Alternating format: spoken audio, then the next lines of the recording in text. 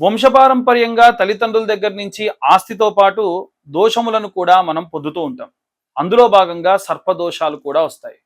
తరచూ మీ యొక్క స్వప్నంలోకి సర్పాలు కనిపిస్తూ ఉన్నాయా?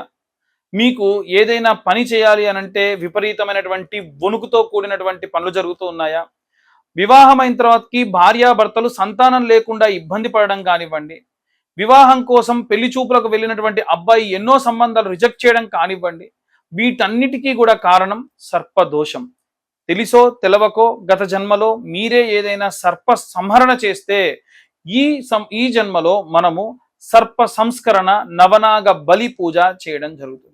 ఇట్టి కార్యక్రమం ప్రతి నెల కూడా 3వ మంగళవారం నాడు నిర్వహించడం జరుగుతుంది.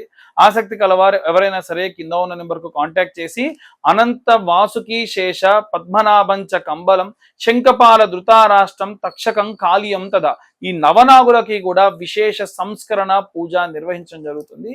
ఆసక్తి కలవారు కింద ఉన్న నెంబర్కు కాంటాక్ట్ చేయండి. సర్వే జనా సుఖినో భవంతు.